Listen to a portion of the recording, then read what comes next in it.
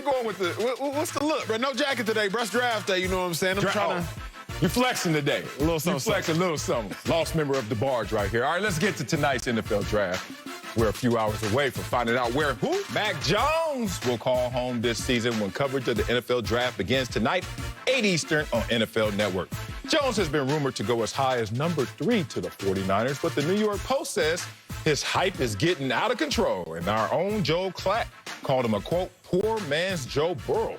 Acho, what concerns you most about who? Mac Jones.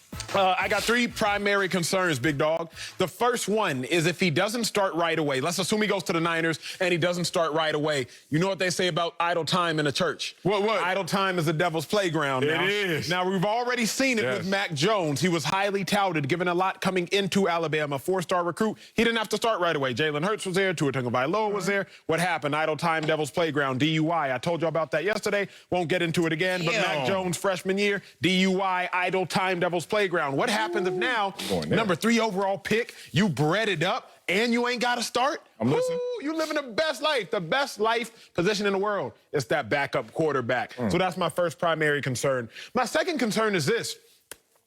In the NFL, 24% of games are 3 points or less. 51% of games are decided by 7 points or less. Okay. Mac Jones only played 1 game last year within 7 points. That was the SEC championship game against Florida. Outside of that, his next closest game was a 15-point game against Ole Miss. Mac Jones, you're not about to walk out every game this year and be leading in the 4th quarter. Mac Jones was only playing a game within 1 possession in the 3rd quarter, and that was once.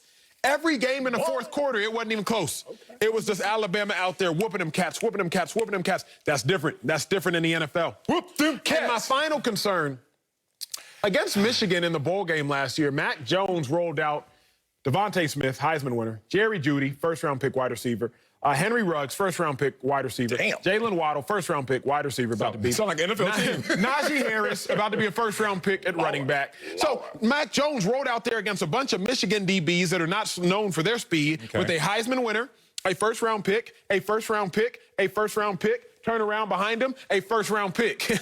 That's not what you got in San Fran, big dog. You got George Kittle. Prayerfully, he stays healthy. You got my dog, Raheem Mostert. That's a beast at running back. He's a speed burner. And then out at wide receiver, you got Ayuk. That's about it. That's where it starts and where it stops right there for the 49ers. You don't have first round. You got Kittle, you got first round, and you got a burner behind you. Mind you, you're playing against 2 Pro Bowl safeties twice a year in Quandre Diggs and Jamal Adams. That's just for the Seahawks. I ain't even talk about Budda Baker, Pro Bowl safety, all-pro safety for the 49ers, for the Arizona Cardinals. I haven't even gotten there yet. So the plethora of talent and the talent disparity that Mac Jones had is my third and final concern. Okay, I had to list all those concerns right now, and I wrote them down here because I don't have any concerns, so I had to write down what you have.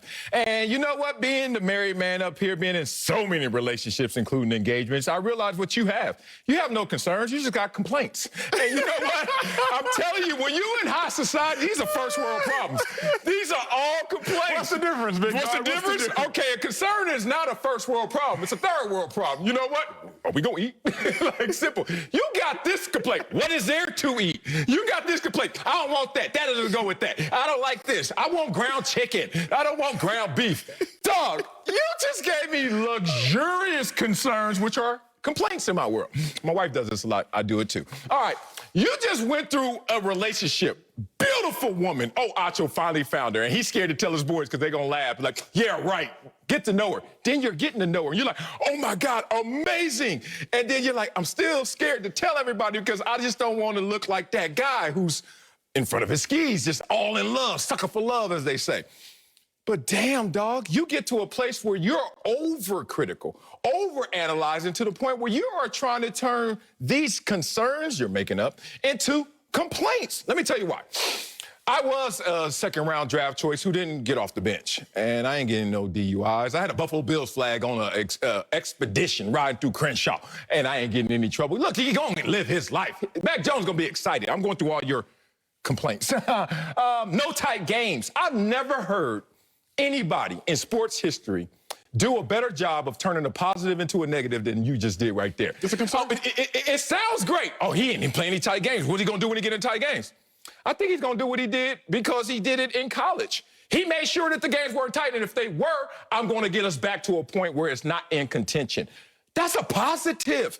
It's good to not be in tight games when you're going against competition that is top level, top notch, and you're still better than that because the cream rises to the top. So in the NFL, obviously, it's going to be more contentious. We get that.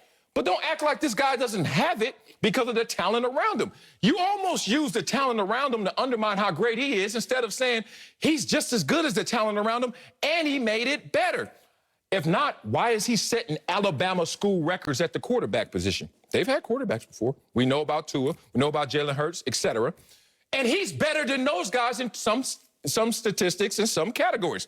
I remind you, of all these quarterbacks that are littering the draft this year, who's number one in terms of completion percentage?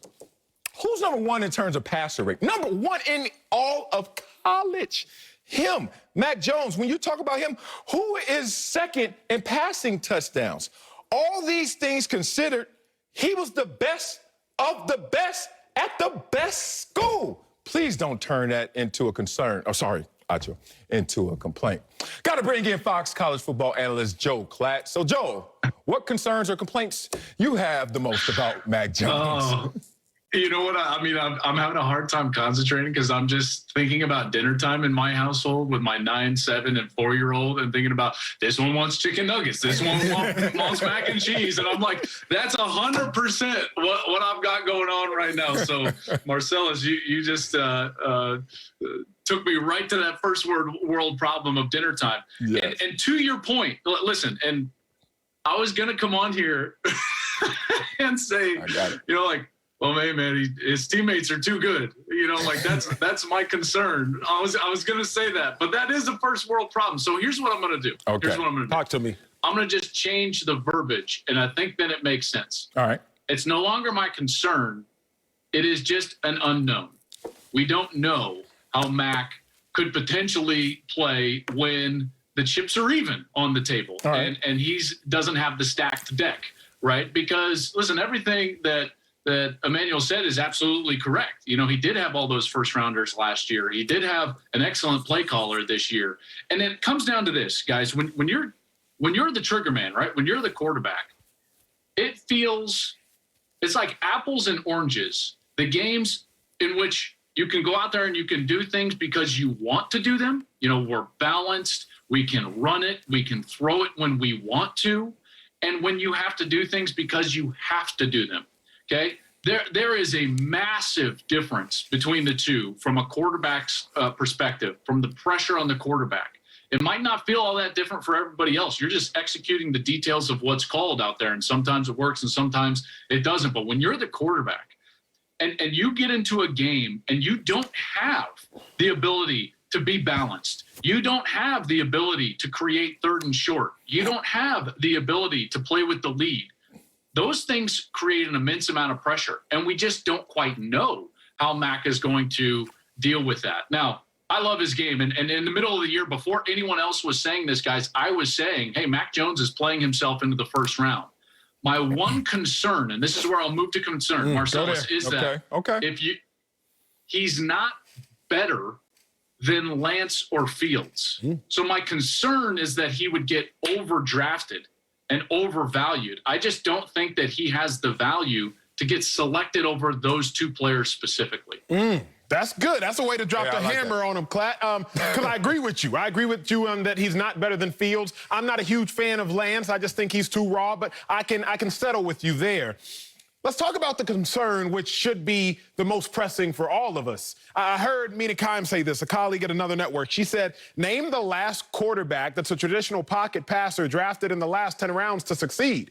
And I started thinking, because I heard it coming into the show, and I was thinking. I was like, wait a second. She might be onto something. Even if you look at the quarterbacks under 38 in the playoffs last year, Mac Jones would have run the third slowest 40-yard dash time. The only one slower is Patrick Mahomes, and we know he has mobility, and Baker Mayfield, and we all saw him in college. We know he has short area mobility, even if he ran a slower 40 time than Mac Jones. Baker Mayfield 4.81, Mac Jones 4.79.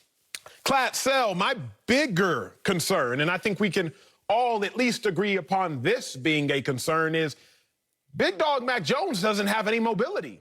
And when you look at Patrick Mahomes, Aaron Rodgers, Lamar Jackson, Russell Wilson, Josh Allen, when you look at the quarterbacks right now that are thriving,